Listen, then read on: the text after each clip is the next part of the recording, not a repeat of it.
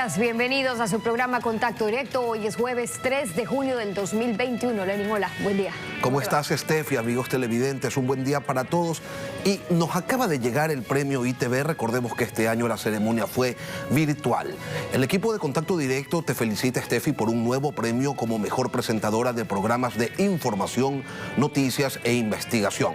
Ecuavisa alcanzó 9 galardones este año. Gracias, Lenin, y sobre todo gracias al cariño y a la confianza del público, pero no puedo dejar de recibir ese premio si no es con el agradecimiento y a nombre de nuestro equipo. En Contacto Directo, la coordinación de Mariuxi Mosquera, la producción de Eduardo Ríos, la dirección de Alfredo Pino Argote, en los noticieros, nuestros camarógrafos, sonidistas, gráfica, reporteros, un equipo completo que hace posible que nosotros podamos seguir haciendo nuestro trabajo. Así que un gracias lleno de esa gratitud y cariño, Lenin, y el compromiso de seguir trabajando por ustedes. Vamos entonces con los temas de hoy. Hoy trataremos el tema del exhorto de UNICEF que ha hecho para que en Ecuador se reabran las escuelas, cuáles son los resultados también en otros países, por qué volver o el planteamiento de volver a las aulas aún en un proceso de vacunación. Lo vamos a revisar con Joaquín González Alemán, él es el representante de UNICEF para Ecuador. Y también el alcalde Jorge Yunda fue removido ayer, o mejor dicho, hoy, en la madrugada de su cargo con 14 votos, incluidos 3 del correísmo. Pero ¿qué pesó a la hora de formar esa mayoría que se veía lejana? Lo vamos a examinar con Fernando Morales, concejal de Quito por el movimiento Concertación.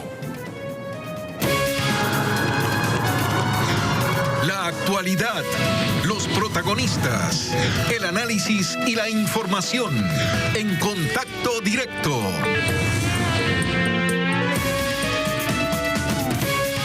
El gobierno aprobó el retorno a clases presenciales para 1.300 unidades educativas. Será progresiva, voluntaria para los planteles. Y por su parte, la oficina en Ecuador del Fondo de Naciones Unidas para la Infancia, UNICEF, exhortó al presidente Guillermo Lasso a reabrir las escuelas. Por eso nos acompaña hoy Joaquín González, el representante de UNICEF para Ecuador. Bienvenido a Contacto Directo. Muchas gracias, Stephanie. Gracias por el espacio. Muy buenos días. Buenos días. ¿Qué deberían empezar a funcionar y cuánto antes con medidas de bioseguridad y de manera voluntaria ha sido el pedido? Pero lo más pronto posible fue lo que dijeron. De las experiencias que tenemos, ¿por qué es importante ya que los niños vuelvan o que los jóvenes vuelvan a clases semipresenciales, aun cuando no se ha cumplido toda la fase de vacunación? Bueno, lo primero que quiero decir es que desde UNICEF Ecuador saludamos esta medida que ha tomado el gobierno, que nos parece muy acertada, del retorno progresivo, del retorno voluntario y bioseguro a las aulas. Esto veníamos diciéndolo un tiempo atrás, de hecho con el gobierno anterior, y nos alegra mucho que este nuevo gobierno haya tomado estos pasos, ¿no? Es necesario porque llevamos 14 meses, los niños llevan 14 meses sin pisar una escuela. La educación en línea es algo que a lo que hemos tenido que recurrir porque no nos quedaba otra. Pero hemos visto que la enseñanza en línea no puede nunca sustituir a la enseñanza presencial. Hemos visto también que 6 de cada 10 niños nos dicen que están aprendiendo menos. Hemos visto también los efectos que tiene no solamente sobre el aprendizaje, sino los efectos que tiene también sobre la salud mental de los chicos y las chicas, ¿no? Nosotros en las encuestas que hemos venido haciendo con Mineduc nos dicen 4 de cada 10 adolescentes que se han sentido angustiados, tensionados, pues básicamente su salud mental se ha visto afectada, ¿no? Entonces, ante todo esto y la situación en la que se encuentra el país, los niños en casa, los padres que no pueden ir a trabajar, la violencia que puede estar dándose también en el seno de los hogares por esta situación justamente de angustia que estamos viviendo, hace que las escuelas sean lugares seguros para los niños. Entonces, es por eso que estamos haciendo este llamado. Tiene que ser progresivo. Y tiene que ser voluntario y tiene que ser bioseguro, por supuesto. Según datos de UNICEF, el cierre de las escuelas en general ha afectado a 4 millones de estudiantes. Hemos visto, de hecho, el impacto social en el desarrollo de las familias y sobre todo en el aprendizaje. ¿Hay cifras de ese impacto, de cuánto se ha podido afectar realmente el aprendizaje este año, por ejemplo? Bueno, tenemos cifras de abandono escolar que son preocupantes porque ya antes de la pandemia teníamos 268.000 niños fuera del sistema escolar. Hemos visto una reducción de matrícula de al menos 90.000 niños este año con la pandemia y probablemente sea una subestimación. Entonces, por un lado nos preocupa el abandono escolar porque cuanto más tiempo pasen los niños fuera de la escuela, más difícil va a ser volver a traerlos. Eso por un lado. Antes de la pandemia teníamos una cifra que es lo que se llama la pobreza de aprendizaje en el Ecuador, que era de 63%. Este indicador, que es del Banco Mundial, se refiere a la comprensión lectora de un niño de 10 años. Un niño de 10 años lee un texto corto y no lo entiende. Estamos hablando de 6 de cada 10 niños en Ecuador. La pandemia puede haber tenido un efecto más negativo sobre esta cifra y, según el Banco Mundial, puede haber afectado en 10 puntos porcentuales. Estaríamos hablando de 7 de cada 10 niños de 10 años que no entienden un texto cuando lo leen. Eso es muy preocupante. Es la base de la educación, ¿no? Y en esa misma cifra, es decir, un indicador desde el Banco Mundial, si hablamos de que la afectación podría ser el haber pasado de 6 a 7 sobre 10 de cada niño, ¿cómo estamos en relación a otros países? Bueno, la media en los países es en general una media muy amplia de países de renta media y renta baja.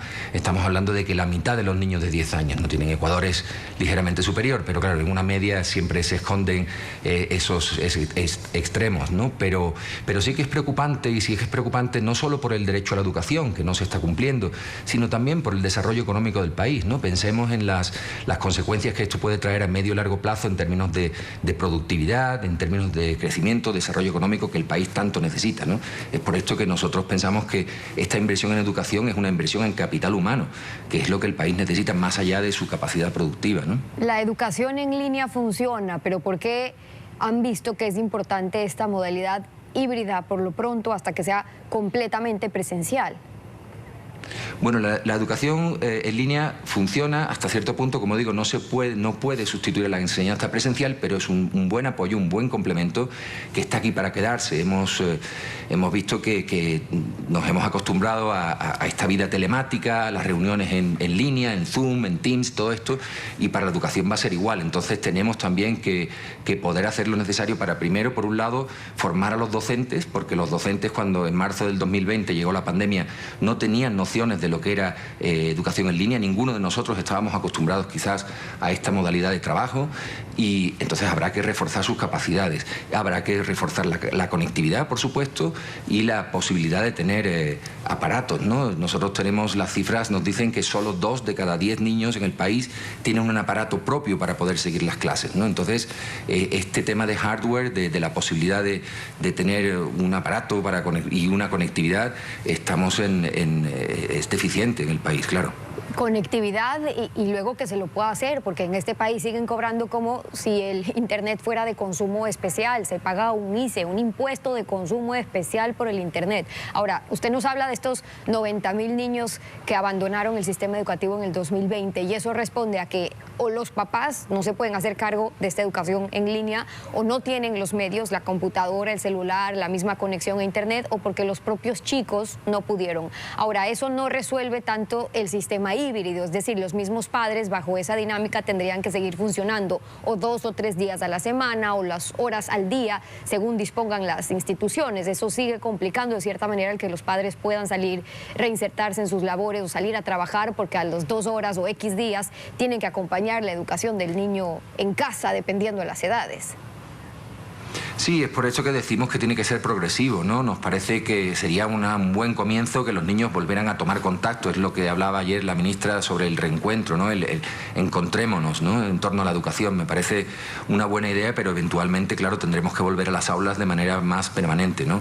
Ahora mismo el llamado es para que regresemos a las aulas, los chicos regresen a las aulas de manera progresiva, a lo mejor 2 o 3 días en semana, contacto con sus docentes, que los docentes puedan hacer también un diagnóstico de dónde está su aprendizaje, de en qué nivel están también de tensión psicológica, cómo se encuentran en casa, qué necesitan. Este encuentro es necesario y nosotros aplaudimos esta medida, pero obviamente tendremos que seguir trabajando por la reapertura total de las escuelas según vayamos avanzando también en el plan de vacunación, ¿no? Que es muy importante, pero nos parece que se puede hacer tomando las medidas oportunas de bioseguridad, de distanciamiento, de ventilación de las aulas, de lavado de manos y de uso de mascarilla. Nos parece que es muy posible. Tengamos en cuenta que todo lo demás en el país está abierto. Están abiertos bares, cafeterías, centros comerciales, peluquerías, gimnasios. Entonces, el que las escuelas estén cerradas es bastante contradictorio e incoherente, diría yo, ¿no? Desde el próximo lunes son 1.000 instituciones que tienen autorización ya para funcionar, pero se han recibido más de 15.000 solicitudes del plan retorno, 5.000 bajo la modalidad semipresencial. Ahora, si hablamos en términos de salud, UNICEF, conociendo las experiencias en otros países, ¿qué medidas sí han dado resultado? Porque la preocupación de los padres es que si los chicos no se van a cuidar entre amigos, que si los más pequeños se van a quitar las mascarillas, pero ¿qué sí ha dado resultado? Bueno, nosotros sabemos por evidencia científica en los países donde se han abierto las escuelas es que estas no son vectores de contagio, no son lugares donde se repite el contagio a nivel comunitario, son otros lugares, no son las escuelas. También sabemos que los niños no viven la enfermedad, cuando la contraen no la viven con la misma virulencia que nosotros los adultos. Tampoco los niños son supercontagiadores, como se decía al principio. Entonces, tomando las medidas oportunas nos parece que es muy necesario, porque el mal que le estamos haciendo a los niños con las escuelas cerradas sobrepasa los riesgos de que los niños contraigan la enfermedad. Entonces, son 14 meses los que llevamos con los niños en casa sin poder salir, sin poder ir al colegio, ¿no? Hemos visto momentos en los que estaban hasta los parques estaban cerrados, ¿no? El Chaquiñán estaba cerrado aquí en Quito. Entonces, son situaciones que son un poco contradictorias con lo que la sociedad está experimentando, ¿no?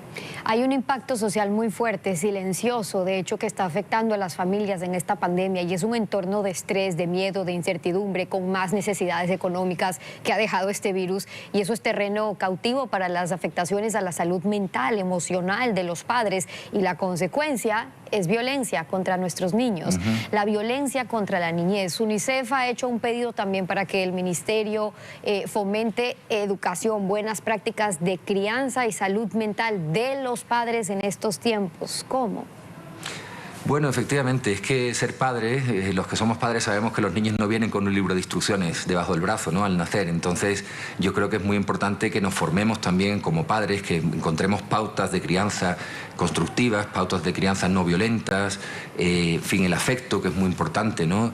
Darle esto a los niños para darles seguridad, ¿no? Entonces, creo que la violencia es algo que está muy normalizado en nuestras sociedades. En América Latina es una sociedad en general violenta, ¿no? Entonces, creemos que esas pautas de crianza positivas y no violentas le hacen mucho bien a los niños, porque de otras formas podemos estar incurriendo en un estrés tóxico para los niños, ¿no? Es una especie de, pues, una marca que se queda en el cerebro que hace que a los niños al crecer no puedan a lo mejor desarrollar pues sus habilidades sociales de la misma forma, o que no puedan a lo mejor sentirse cómodos en ciertos espacios, ¿no?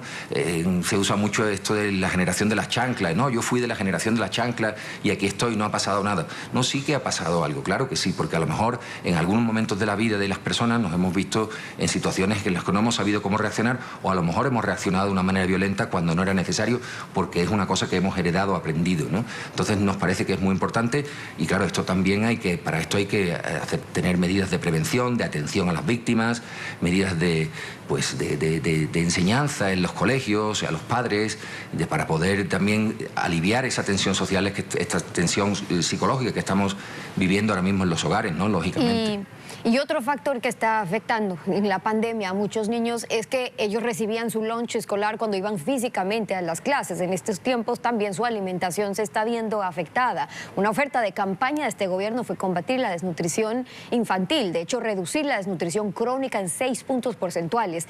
¿Desde qué estrategias es importante atacar con mayor agresividad ese mal que hipoteca el futuro de nuestros hijos? Efectivamente, bueno, hay dos cosas aquí, ¿no? Está el tema de la nutrición escolar, efectivamente, como tú dices, Stephanie, que los niños cuando iban al colegio recibían una colación y eso era muy importante, ¿no? Sin embargo, la desnutrición crónica infantil va más allá de esta colación, de esta alimentación, en general, va más allá del hambre. La desnutrición crónica infantil tiene que ver con factores como el agua limpia, ¿no? Un niño que no consume agua limpia en su hogar puede contraer enfermedades diarreicas que den al traste con la nutrición, no podrá asimilar los alimentos que ha ingerido, ¿no? Estamos hablando de las vacunas. Al principio, cuando el niño hacia los 2 meses de nacer se le ponen vacunas, estamos hablando de lactancia materna, de controles prenatales durante la gestación de la madre, de controles de niños sanos en los 2 primeros años de vida. Todos estos factores son muy importantes para combatir la desnutrición crónica infantil. No podemos pensar en la desnutrición crónica infantil solamente en términos de acceso a alimentos, porque va mucho más allá. Como digo, todos estos factores los tenemos que abordar para poder verdaderamente bajar esos 6 puntos porcentuales a los que se comprometió el presidente Lasso cuando era candidato. Joaquín González Alemán, representante de UNICEF para Ecuador. Gracias por venir a Contacto Directo. Muchísimas gracias. Nos vamos a una pausa y cuando regresemos con ustedes, 14 votos obtuvo la resolución de remoción del cargo del alcalde de Quito, Jorge Yunda. La mayoría de motivaciones fueron administrativas, no por los presuntos actos de corrupción. Ya lo vamos a revisar con Fernando Morales, concejal de Quito por el movimiento Concertación. No se vayan. Faltaban 15 minutos para la 1 de la mañana y en el municipio de la capital de la República se tomaba una decisión histórica. Luego de lo ocurrido temprano en la misma sala de sesiones donde uno de los denunciantes del alcalde decidió retirar su moción de destitución, parecía que lograr los 14 votos para censurar y destituir a Jorge Yunda como alcalde de Quito era una misión imposible. Pero pasó. La segunda fue la vencida y hoy nos acompaña el abogado Fernando Morales, concejal del Distrito Metropolitano de Quito. Fernando, buenos días. Bienvenido a Contacto Directo. Buenos días, Lenin. Un gusto saludarle. Vamos por orden cronológico. ¿Qué fue lo que a su criterio ocurrió en la primera sesión? La de la mañana del jueves, donde Marcelo Ayo, que durante meses insistió en que se debía desarrollar un proceso ciudadano para sacar al alcalde de su cargo, a última hora, delante de los representantes de la ciudad, reculó de la siguiente manera. Lo invito a recordarlo. Expresamente retiro a través del desistimiento esto porque esto no se tiene que probar acá, esto no se tiene que ventilar acá, en quienes han sido grandes causantes, la mayoría de ustedes, de lo que estamos viviendo hoy en la ciudad de Quito y que se ha usado como pretexto para empezar a negociar sobre la base de los intereses generales de la ciudadanía. Ayo termina sacándole el cuerpo a su propia iniciativa, habló de negociaciones. ¿Qué criterio le merece a usted, Fernando, esos argumentos? Realmente es lamentable el que el derecho de participación ciudadana sea mal utilizado por ciudadanos como lo que ocurrió el día de ayer. Sin ningún tipo de fundamento, ni técnico ni legal, lanzó un sinnúmero de agresiones a todos los concejales, dijo que es el defensor de Quito, de Ecuador y del planeta y luego retiró lo que había planteado. Por lo tanto, no tuvo ningún sustento y quedó, yo diría, con una vergüenza pública, porque uno tiene que sostener sus verdades con firmeza hasta el final si está haciendo política con vocación de servicio y con responsabilidad. A las 15:30 se inició la segunda sesión, donde se escucharon los argumentos que expuso tanto Carolina Moreno como Jessica Jaramillo del Frente de Profesionales por la Dignidad de Quito. Aquí llamó la atención algo. A Jorge Yunda se lo termina destituyendo por temas de carácter administrativo, como el no rendir cuentas, no convocar al Consejo Metropolitano para conocer el proyecto Labrador Carapungo, por haber tomado decisiones durante la pandemia que le correspondían al Consejo Metropolitano, por impedir que los concejales como usted, Fernando, fiscalicen, por no presentar su política anticorrupción en el plazo que la ley determina. Pero esos son asuntos menores si los comparamos con las denuncias que existen sobre su relación con GEINCO, la nube de corrupción que lo rodea, por el nepotismo, por la adquisición de pruebas rápidas, por la intervención de su hijo haciendo negocios en temas municipales. Está claramente determinado en el COTAD el proceso de remoción. Primero, la Constitución ampara toda la normativa que ha sido aplicada y obviamente el COTAD, de sus artículos del 332 al 337. Entonces, cuando se habla de las causales de remoción, la causal del despilfarro tiene que estar debidamente comprobada. Y debidamente comprobada es únicamente con la sentencia de un juez. En este caso, usted tiene escenarios extremadamente críticos, lo que ya mencionó, los contratos, los presuntos sobreprecios, la presunta delincuencia organizada, el presunto peculado con las pruebas PCR, pero adicional a eso hay temas que son enormemente importantes, como ejemplo, gastar en plena pandemia en un árbol de Navidad algo aproximado a $150,000. Esos temas estaban dentro del proceso, pero no tenían sentencia ejecutoriada. En cambio, los otros ya mencionados, no es que se los esté inventando. El tema de la participación ciudadana es fundamental. El municipio, los gobiernos autónomos descentralizados tienen 3 órganos de nivel superior. En este caso, el Ejecutivo, el alcalde, el Legislativo, los concejales y el de participación ciudadana. Eso está dentro del COTAD contemplado. El hecho de no rendir cuentas, de no presentar el presupuesto, de no cumplir con lo que manda la normativa específicamente, no es un tema leve o lo menciona inclusive de manera equivocada a veces de carácter administrativo. Son temas donde la normativa ha sido, el legislador ha sido extremadamente claro en la elaboración de la normativa y los alcaldes tienen que cumplir con lo que manda la ley. Sin duda son importantes, Fernando. Simplemente señalaba que comparando estos temas que se expusieron ayer con los otros que están siendo investigados por la Fiscalía y donde la justicia tendrá que determinar si Jorge Yunda es culpable o no, pues sin duda los que analiza la Fiscalía son más graves, definitivamente. Ahora, yo quería preguntarle si a ustedes, a los concejales, a usted particularmente, ¿les sorprendió el resultado? 14 ediles votaron a favor de la salida de Yunda, 4 de Izquierda Democrática, 2 de Unión Ecuatoriana, 2 de Creo, 3 de Revolución Ciudadana, que se esperaba que estén alineados con Jorge Yunda, y 3 votos más de Concertación, entre los que se cuenta el suyo.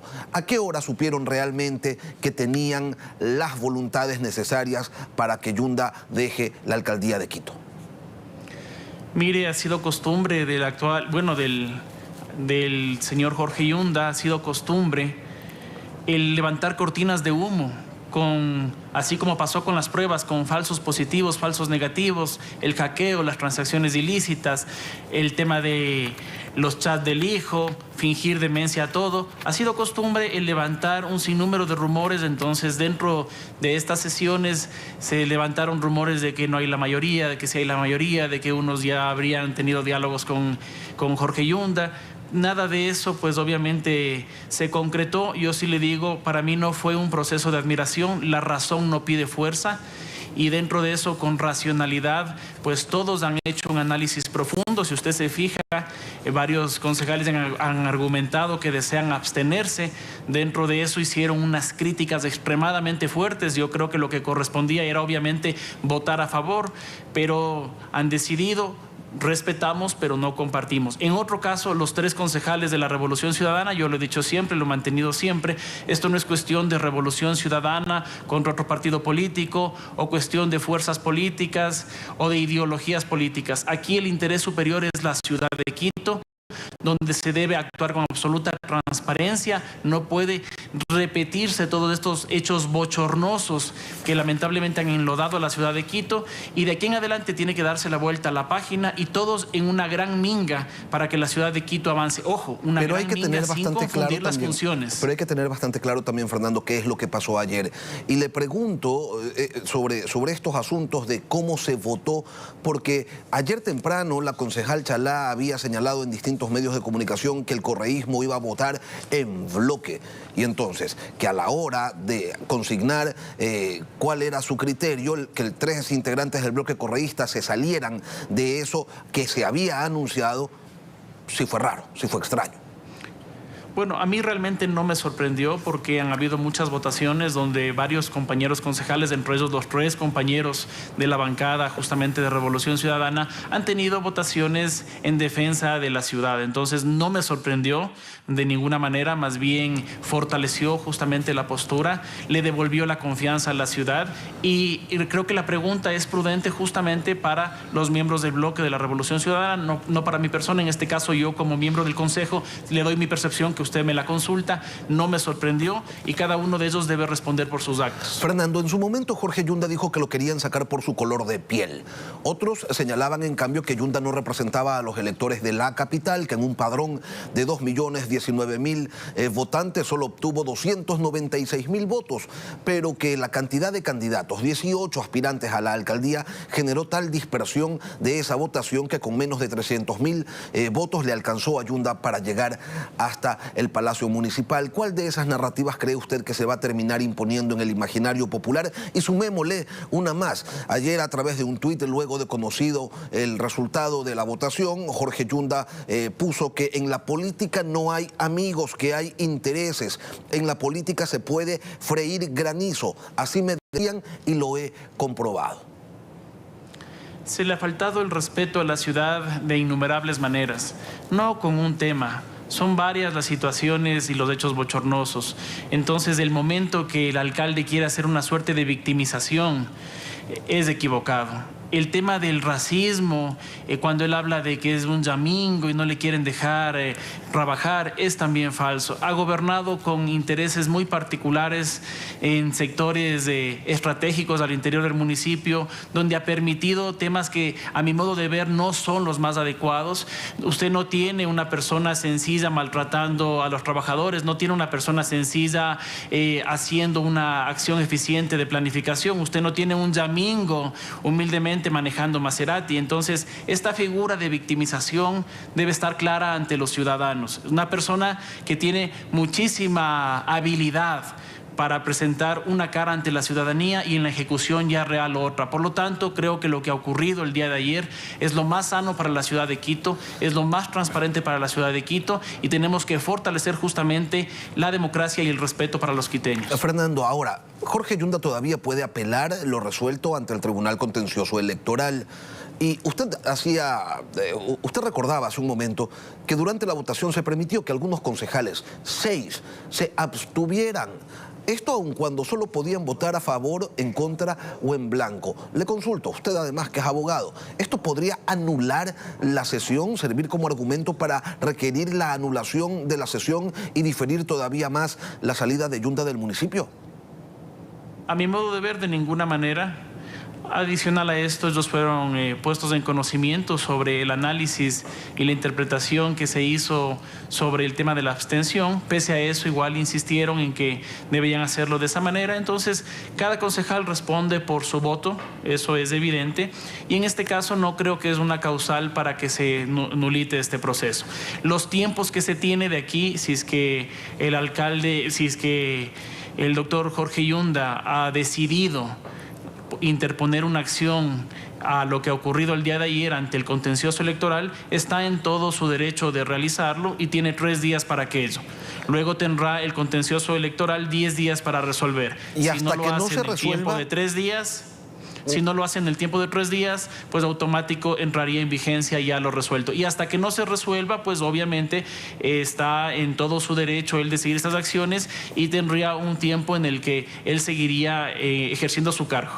Eso precisamente quería preguntarle. Él sigue siendo alcalde de Quito hasta que, en caso de interponer el recurso ante el contencioso, este organismo no resuelva y podrá continuar tomando decisiones y disponiendo de los recursos de la ciudad.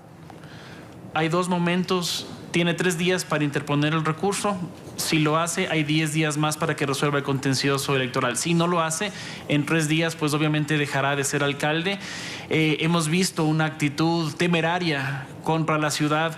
Le han metido de la mano al bolsillo de los quiteños de frente. ¿En qué sentido? En el alza del pasaje, sin fundamento, sin sustento. Luego de aquello, el entorno familiar, con los chats donde se repartían los contratos, se disponían la gestión municipal.